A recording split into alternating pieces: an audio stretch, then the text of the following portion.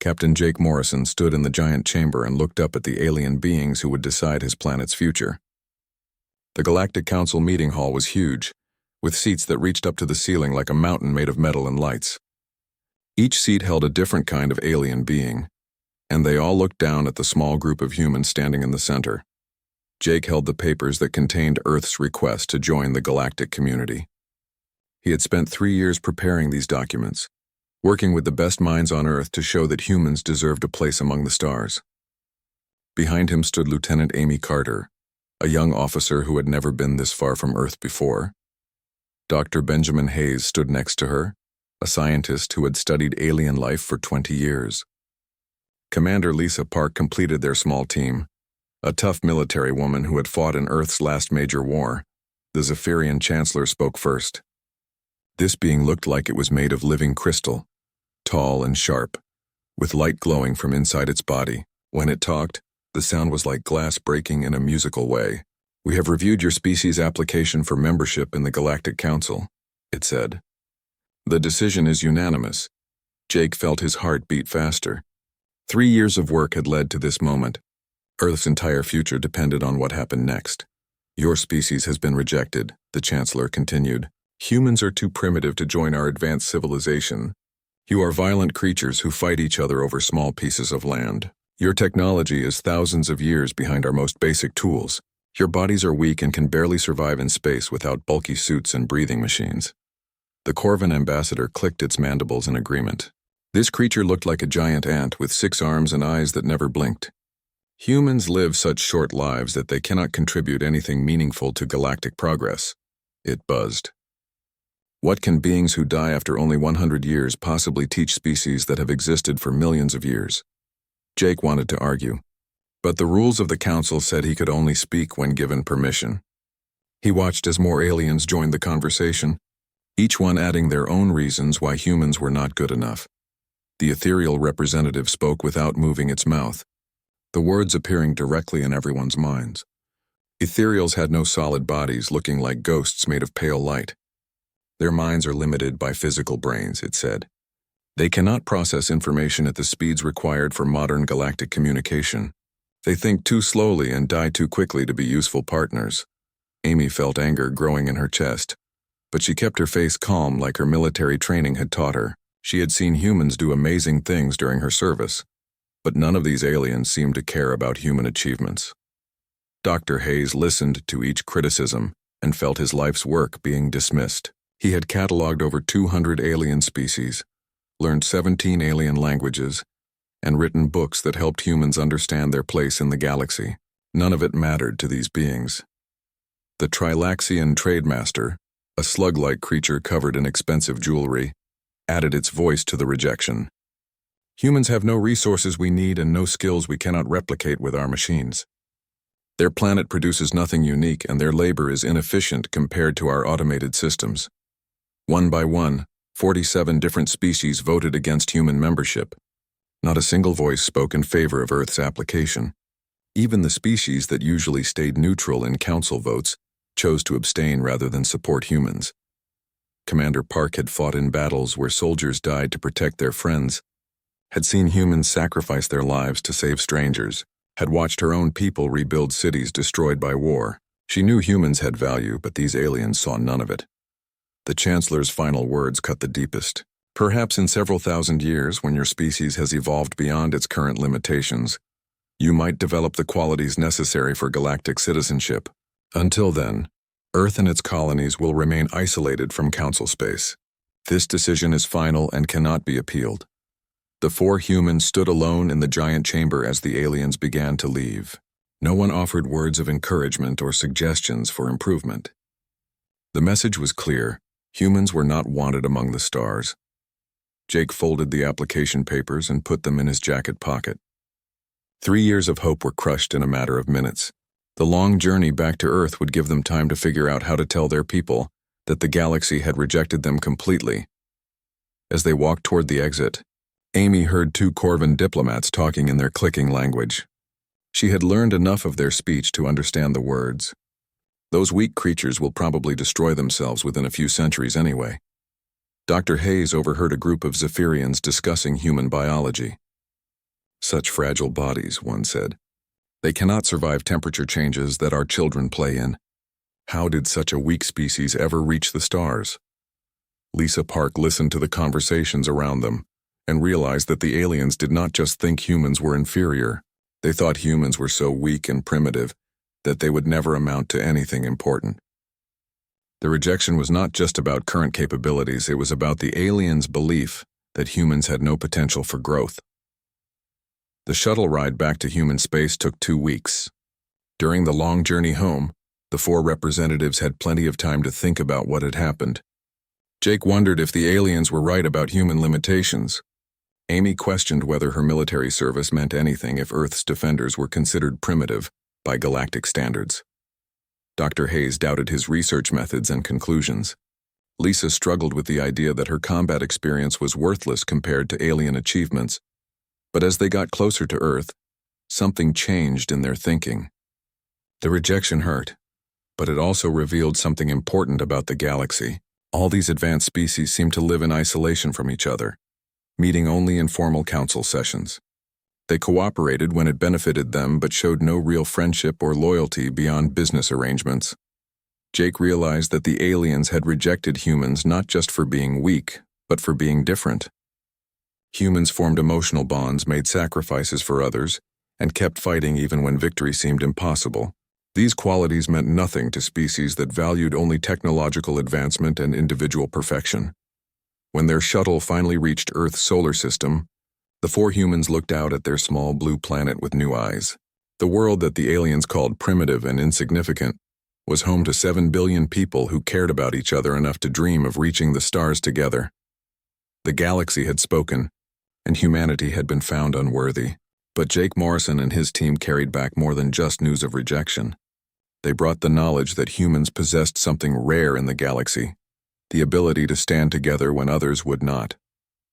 6 months after the rejection, the galaxy began to test humanity in ways no one expected. Crisis after crisis erupted across different star systems, and the advanced alien civilizations found themselves helpless against problems their technology could not solve. Each emergency seemed designed to prove that the very qualities the aliens had mocked in humans were exactly what the galaxy needed. The first crisis happened on Kepler 442b, a mining world where the Corvin Collective had been extracting rare metals for 3 centuries.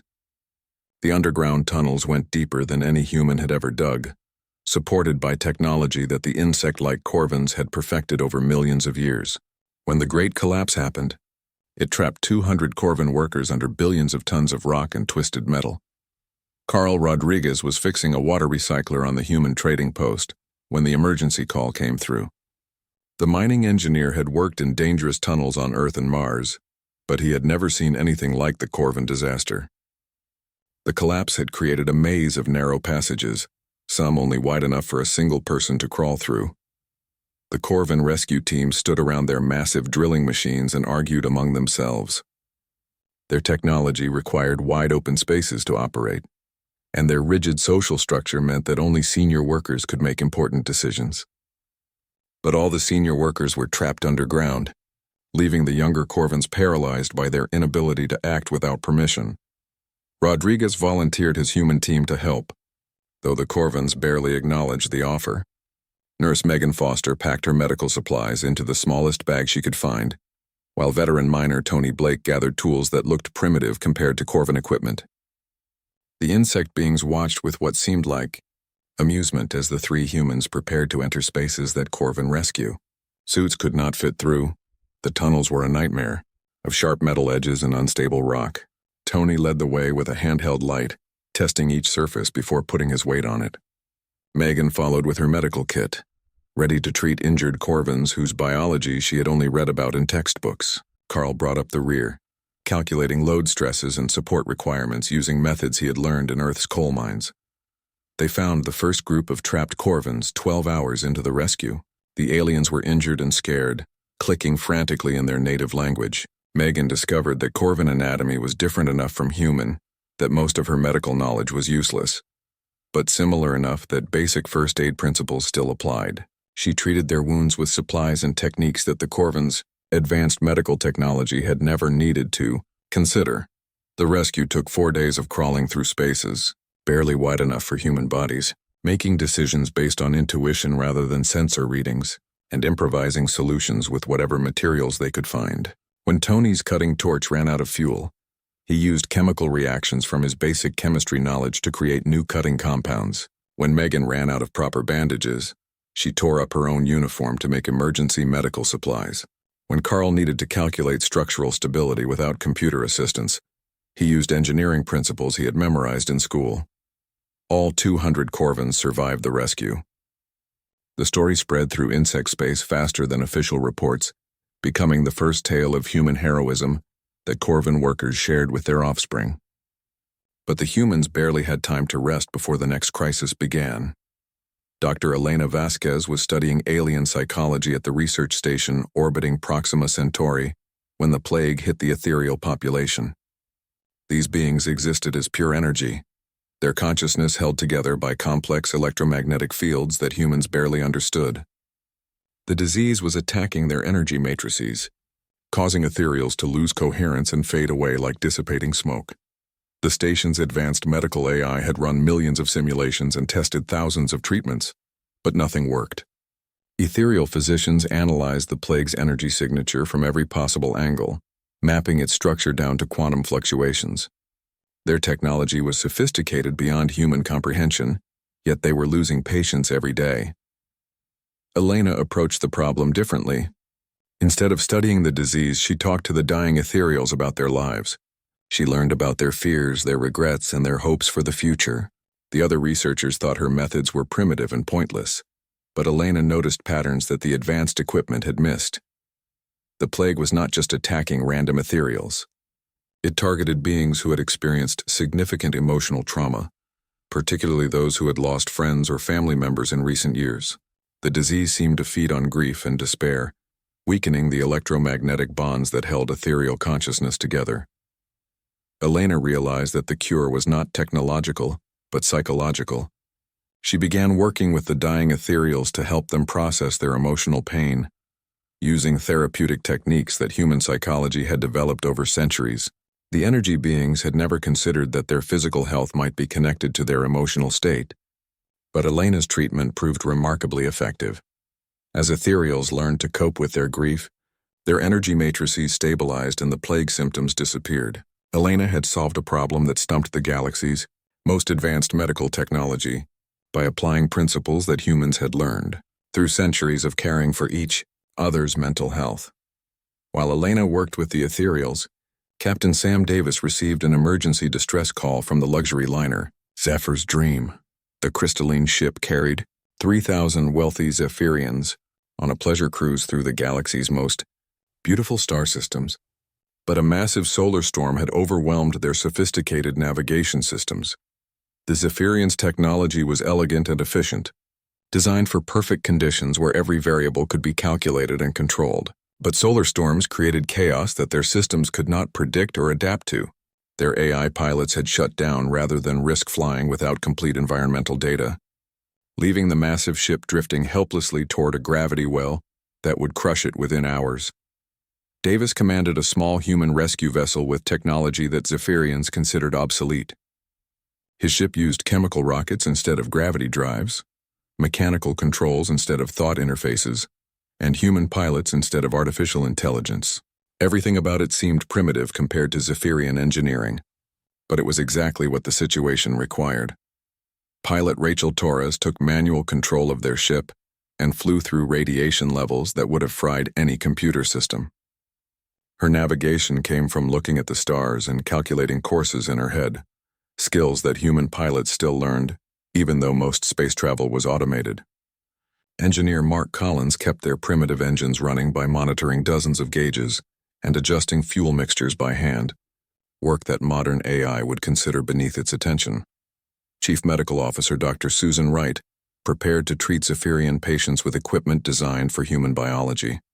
She had never worked on crystalline life forms before, but her medical training had taught her to adapt quickly to unexpected situations. When they finally reached the disabled liner, she discovered that Zephyrian physiology responded to many of the same treatments that worked on humans, despite their completely different biology. The rescue operation took 18 hours of dangerous flying through solar radiation and gravitational anomalies. Davis and his crew saved all 3,000 passengers using technology and techniques that the Zephyrians had dismissed as primitive. The grateful crystal beings could not understand how such simple methods had succeeded where their advanced systems had failed. Each rescue operation became a legend that spread across the galaxy through trade networks and diplomatic channels. Species that had never paid attention to humans began to whisper about these strange, adaptable creatures who succeeded where others failed. The beings who had rejected humanity from the Galactic Council started to wonder if they had made a mistake. The humans involved in these rescues did not see themselves as heroes. Carl Rodriguez thought he was just doing his job as a mining engineer. Elena Vasquez believed she was simply applying basic psychological principles to a new patient population. Sam Davis considered the rescue of Zephyr's Dream to be routine space rescue work, no different from the dozens of similar operations he had performed in human space. But the galaxy saw something different.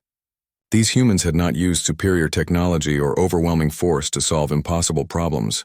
They had succeeded through qualities that the advanced civilizations had forgotten: the ability to adapt quickly to changing situations, to make decisions based on incomplete information, and to risk their own safety to help strangers. More importantly, the humans had succeeded by working together in ways that the alien species found difficult to understand. Each rescue team had operated as a single unit, with every member supporting the others without regard for rank or personal glory. They shared resources, covered each other's weaknesses, and made group decisions that no individual could have reached alone. As reports of human heroism spread across the galaxy, some aliens began to question their assumptions about strength and weakness.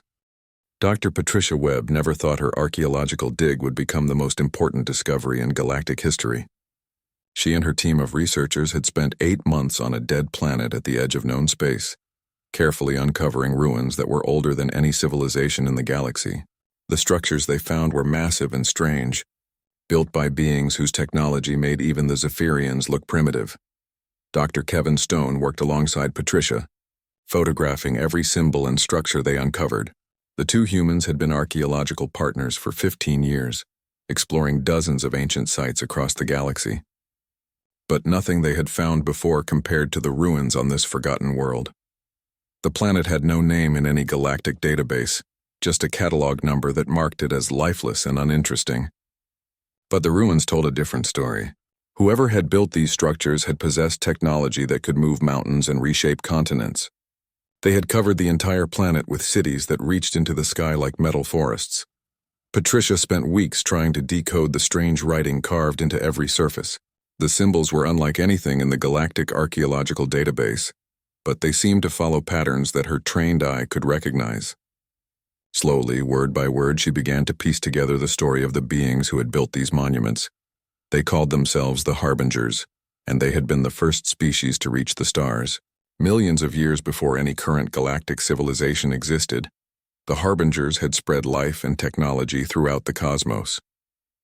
They were the teachers who had guided younger species toward intelligence, the gardeners who had planted the seeds of civilization on thousands of worlds. But the final message the Harbingers left behind was not one of triumph. It was a warning. Communications specialist Gary Nelson monitored radio frequencies while Patricia worked on the translations. His equipment picked up strange signals from deep space, transmissions that seemed to come from between dimensions rather than from any physical location. The signals grew stronger each day, as if something was trying to break through from another realm of existence. Patricia's breakthrough came when she deciphered the Harbingers' final records. The ancient beings had not vanished by choice or natural disaster. Something had driven them to extinction, something they called the Devourers.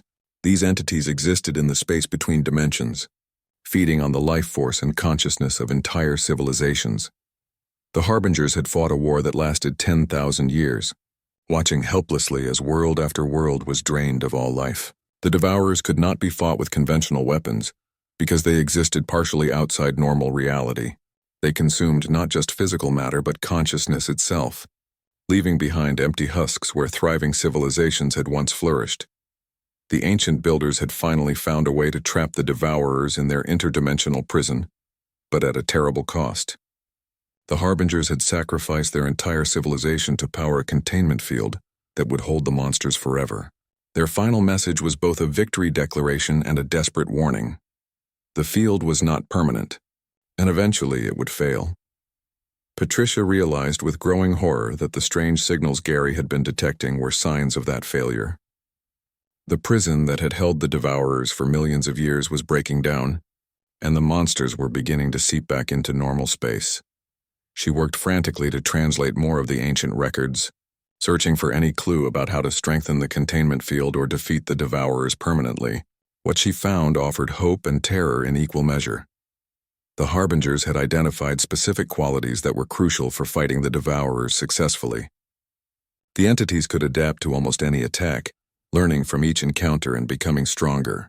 But they had weaknesses that could be exploited by beings who possessed rare traits: rapid adaptability, the ability to form strong emotional bonds across species lines, and willingness to sacrifice individual survival for collective good.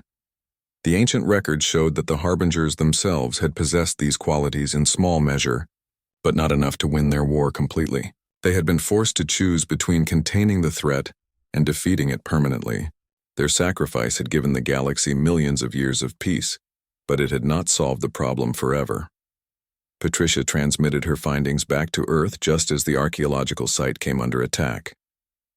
The advanced scouts of the Devourer fleet began emerging from dimensional rifts, creatures of living shadow and malevolent energy that consumed everything in their path. The first Devourer to materialize was barely larger than a human, but it radiated an aura of wrongness that made everyone on the research team physically sick. Dr. Stone tried to document the creature with his cameras, but the equipment malfunctioned whenever he pointed it at the entity. The thing moved like liquid darkness flowing across the ground toward the nearest human. Patricia watched in horror as the Devourer touched one of her graduate students. The young man's eyes went blank, his body became rigid, and something essential seemed to drain out of him. Within seconds, he collapsed as an empty shell, his life force completely consumed by the interdimensional predator. Gary managed to get an emergency transmission off to human space before more Devourers began appearing around their camp. His message contained Patricia's complete translation of the Harbinger archives, along with real-time observations of the creatures that were now emerging from between dimensions. The research team tried to flee, but the Devourers moved faster than any living thing should be able to move. They flowed through the air like smoke, passed through solid barriers like ghosts, and drained the life from anyone they touched. Patricia saw her colleagues and friends reduced to empty husks one by one, their consciousness devoured by beings that existed to consume others. She made it to the emergency shelter with Kevin and Gary, but they all knew it was only a matter of time before the Devourers found them. The creatures seemed to be testing their abilities, learning how human technology worked and how human minds functioned. Each attack was more sophisticated than the last. Patricia used the shelter's communication equipment to send a final message to Earth. The transmission contained everything she had learned about the Devourers and the ancient war, along with her analysis of why the Harbingers had ultimately failed. The message also included her theory about which current galactic species might possess the qualities needed to defeat the threat permanently. The answer was disturbing. None of the advanced civilizations showed the necessary traits in sufficient measure. The Zephyrians were too rigid in their thinking, the Corvins too locked into hierarchical structures, and the Ethereals too removed from physical reality. Each species had evolved past the point where they could adapt quickly or sacrifice themselves for others. Only one species in the current galaxy displayed all the necessary qualities: humanity. The irony was not lost on Patricia as she watched the Devourers tear through their shelter's defenses. The galaxy had rejected humans for being primitive and weak, but those same qualities might be the only thing that could save every living being in the cosmos from complete annihilation. Her final transmission reached human space, just as the shelter's power failed. The message warned that the Devourer invasion had begun in earnest, with advanced scouts already testing the defenses of Outer Rim colonies. The full fleet would emerge soon, and when it did, every civilization in the galaxy would face the choice between extinction and learning to fight like humans.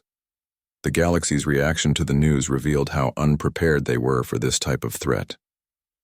The Zephyrians immediately began calculating which star systems they could afford to lose in order to create defensive perimeters. The Corvins started constructing massive fortress worlds, planning to wait out the invasion in underground bunkers. The Ethereals retreated into higher dimensional spaces, hoping the Devourers would not follow them there. Each species responded by perfecting their existing strengths rather than developing new capabilities. They built bigger weapons, stronger shields, and more sophisticated AI systems, but the Harbinger records made it clear that such approaches had failed before and would fail again. The Devourers learned from every encounter, adapting to whatever strategy their enemies used against them. They could phase through physical barriers, drain energy from technological systems, and consume the consciousness that powered artificial intelligence. Worse yet, they grew stronger with each victory, using the life force they consumed to create new abilities and tactics. As the first reports of Devourer attacks reached the galactic core worlds, panic began to spread through the advanced civilizations. Their technology, their evolution, their millions of years of progress meant nothing against enemies that existed beyond the normal rules of reality. But on Earth, the human leadership faced the crisis with a different perspective. Admiral Helen Cross read Patricia Webb's final transmission and understood what the galaxy's other species could not grasp. The Devourers were not just another enemy to be fought with superior firepower. They were a test of everything that made a species worthy of survival. Cross called an emergency meeting of Earth's military commanders and civilian leaders. The Devourer invasion began like a plague spreading across the galaxy, and the advanced civilizations discovered that all their evolution had made them weaker rather than stronger.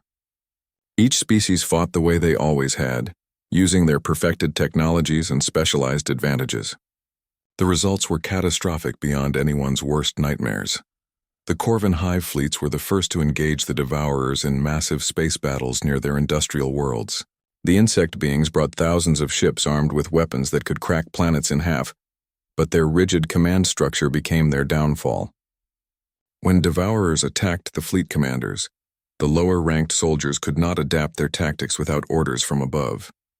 Entire battle groups were destroyed because no one had permission to change the battle plan.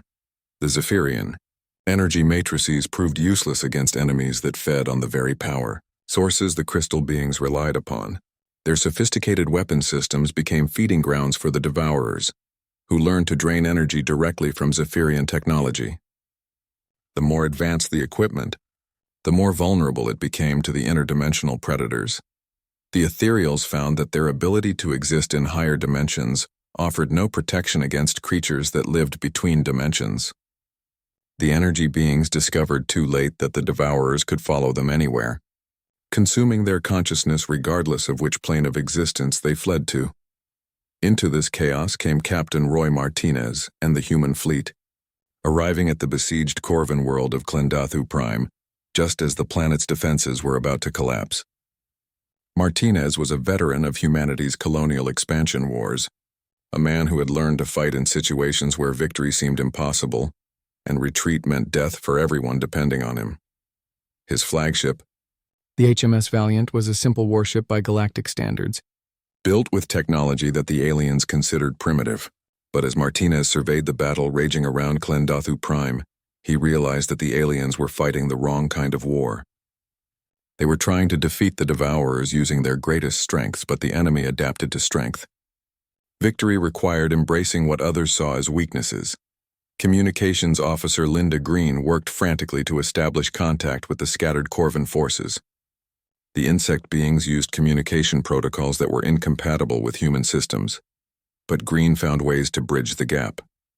Her solution was not technological but social, recognizing that different species processed information in different ways and creating translation methods that preserved meaning across biological barriers. She convinced the surviving Corvin commanders to place their forces under human tactical control, something that went against every instinct of their hierarchical society. But desperation made them willing to try anything, and Green's ability to coordinate between species created the galaxy's first truly integrated command structure. Engineer Paul Anderson took the integration even further, combining human adaptability with alien technology in ways that horrified traditional engineers but proved devastatingly effective against the Devourers. His hybrid weapon systems used Zephyrian energy matrices powered by human emotional resonance, creating weapons that the enemies could not predict because they drew strength from consciousness itself rather than mechanical power sources. The breakthrough came when Dr. Nancy Price realized why the Devourers were so successful at adapting to every conventional attack. As a psychologist, she understood that the creatures were essentially predators, and predators evolved to hunt prey that fought alone. The concept of willing cooperation was alien to them because it served no survival purpose in their dimension. Price worked with Corvan tactical analysts and surviving ethereal consciousness researchers to develop battle strategies based on this weakness. The resulting plan seemed suicidal by normal military standards, requiring ships to expose themselves to protect others, soldiers to advance when retreat would be safer, and entire fleets to coordinate actions that would result in heavy casualties. But these tactics proved devastatingly effective against enemies who could not understand why beings would choose to die for strangers. The Devourers found their adaptive algorithms breaking down when faced with sacrifice that served no logical purpose from an individual's survival standpoint. Captain Alex Rivera led the first successful implementation of the new tactics during the Battle of Rigel Station. His mixed squadron included human fighters, Corvan heavy cruisers, and Zephyrian energy projectors, all working under a battle plan that required each ship to prioritize the survival of others over their own safety. The battle was unlike anything in recorded galactic history. When Rivera's fighter was surrounded by 3 Devourers, the Corvan cruiser Divine Mandible deliberately flew into the middle of the enemy formation, using its massive hull to shield the smaller ship while taking fatal damage. When the Zephyrian vessel Star's Heart lost its main weapons, human fighters formed a protective screen around it, allowing the crystal ship to channel all its remaining power into shields that protected the entire squadron. The Devourers, accustomed to fighting enemies who preserved their strongest units and sacrificed their weakest ones, could not adapt to battles where every participant willingly became expendable for the good of the group. Their learning algorithms failed when faced with tactical decisions that made no sense from an individual survival perspective. The victory at Rigel Station became the template for all subsequent battles against the Devourers. Species that had never cooperated began forming integrated units under human command, not because humans were superior warriors, but because human military culture understood something the galaxy had forgotten. War was not about being stronger than your enemy. It was about being willing to pay prices your enemy could not comprehend. News of the victory spread across the galaxy faster than official military reports. For the first time since the invasion began, someone had found a way to defeat the Devourers in open combat. The method was not superior technology or overwhelming firepower, but cooperation on a level that no galactic species had achieved before. The Galactic Council, the same body that had rejected humanity's membership application, sent an unprecedented emergency request to Earth. Would humanity be willing to lead the galaxy's combined forces against the Devourer threat? Admiral Helen Cross accepted the offer, but with conditions that shocked the galactic establishment. The human price for leadership was not territory, resources, or political power.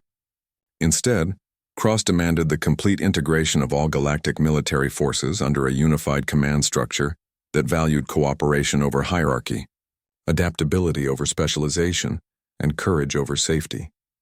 The aliens struggled to understand why humans would demand such things instead of seeking personal advantage. Cross explained it in terms that gradually made sense to the desperate galactic leaders. The Devourers were not just another enemy to be defeated and forgotten. They were a test of everything that made civilizations worthy of survival. Species that fought only for themselves would be consumed one by one, no matter how advanced their technology or how perfect their evolution. Only beings who fought for each other had any hope of surviving long enough to find a permanent solution to the threat. The integration process was painful for civilizations that had existed in isolation for millions of years. Zephyrian officers had to learn to take orders from human commanders whose lifespans were shorter than a single Zephyrian project cycle. Corvan hive minds struggled to operate in mixed units where individual initiative was not just allowed, but required. Ethereal energy beings discovered that their perspective was valuable but not superior to the insights of physical creatures. But as the combined forces began winning battles against the Devourers, something remarkable happened. Species that had competed for resources and prestige for millions of years began to see each other as family members rather than rivals.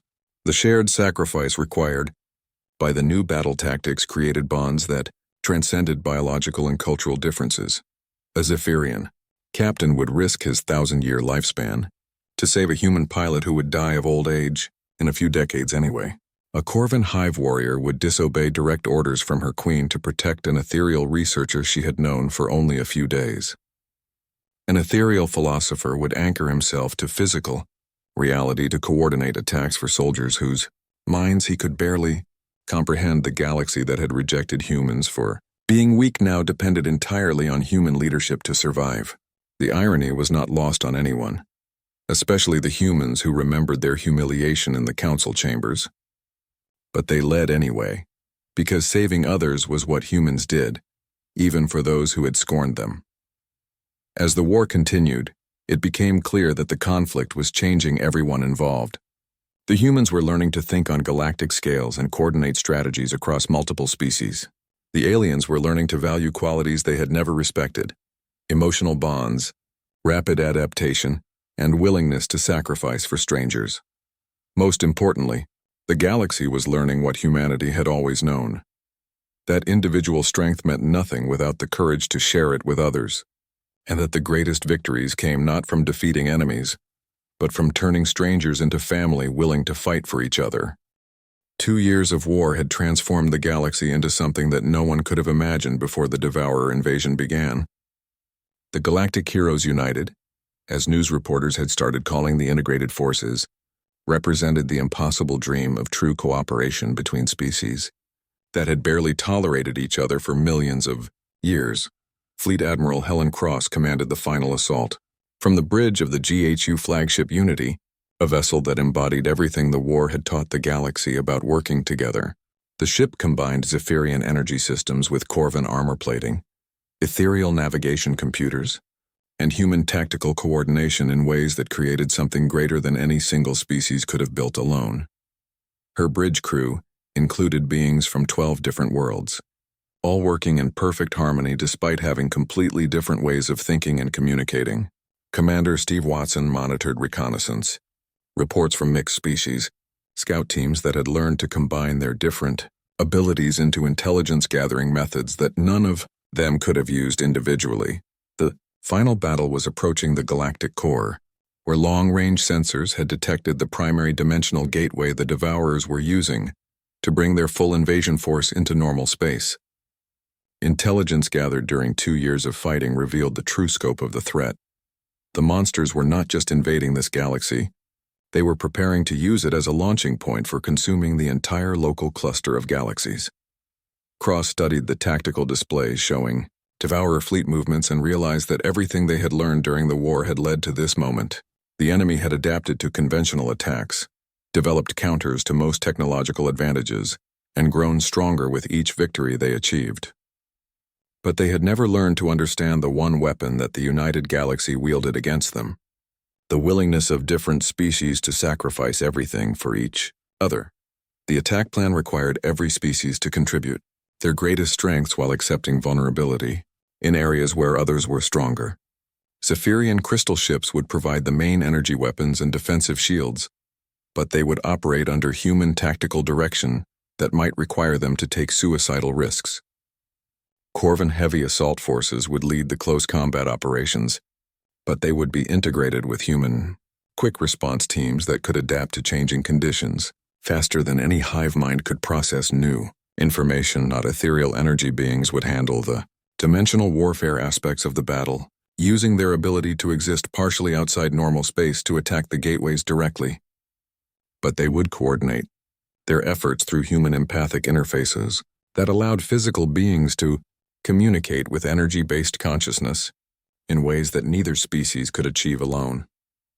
Captain Jake Morrison, the same man who had faced rejection in the Galactic Council chambers 3 years earlier, now led the ground assault team tasked with destroying the dimensional gateway from within.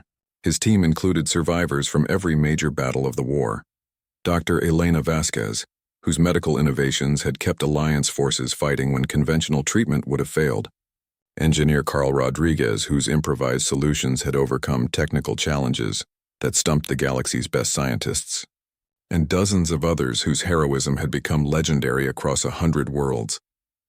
The battle began with a coordinated assault by 10,000 ships from 50 different species, all working under tactical plans that would have been impossible before the war taught them to trust each other.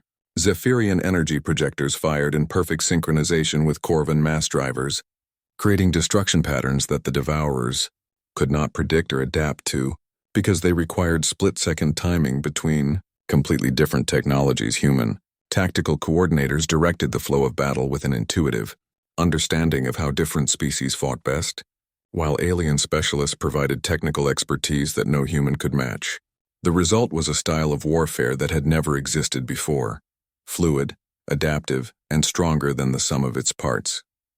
But the Devourers had learned from 2 years of defeats as well. As the Allied fleets approached the galactic core, they found themselves facing enemies that had evolved new abilities specifically designed to counter cooperative tactics. The monsters had developed ways to break communication links between different species, to exploit the biological differences that made cooperation difficult, and to turn the Allies' greatest strength into a weakness by targeting the emotional bonds between different kinds of beings. The turning point came when the Devourers attempted their ultimate strategy, draining the life force from the galactic core itself.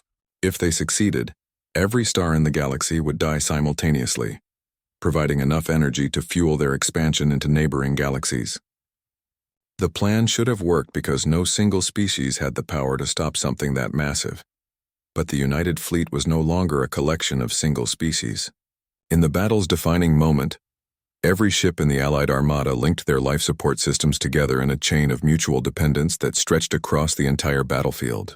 Zephyrian energy beings shared their power with Corvin life support systems.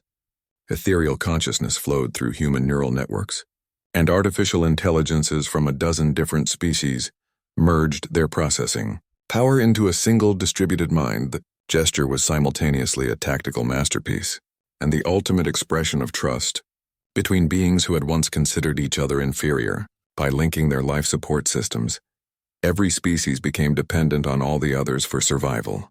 If any single group was destroyed, everyone would die together. The Devourers found themselves trying to drain a target that extended across thousands of cubic light years and included the combined life force of every major species in the galaxy. The interdimensional predators had evolved to consume isolated prey, but they could not adapt to a target that was too large and too interconnected to be devoured without destroying themselves in the process.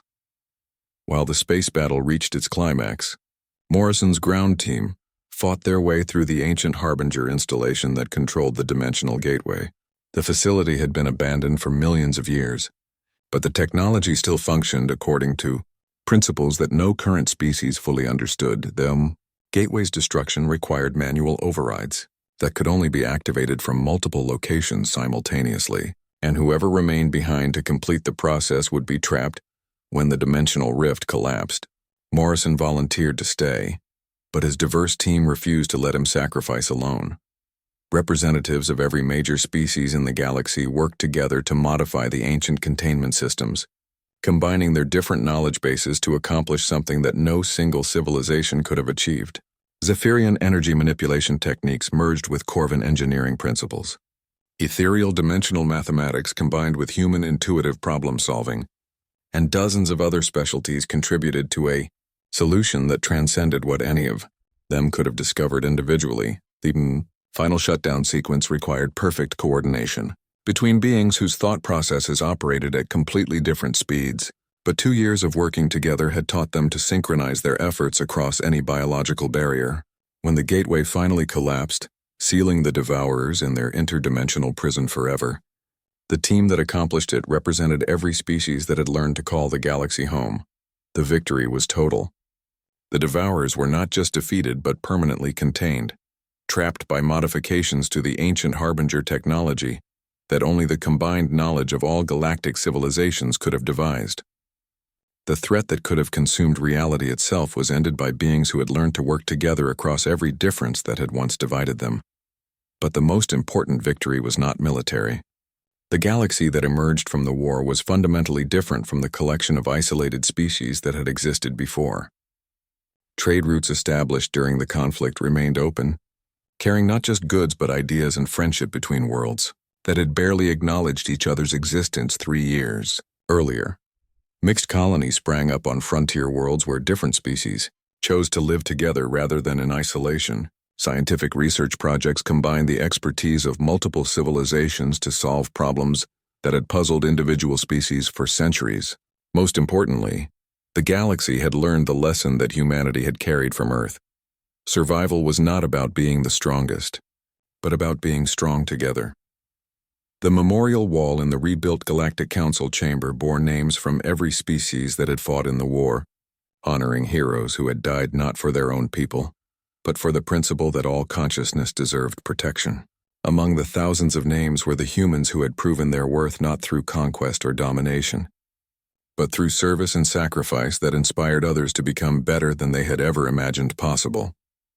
Fleet Admiral Cross delivered the final address at the War Memorial dedication ceremony, her words broadcast to every world in the galaxy. 3 years ago you called us weak, and by your standards perhaps we were.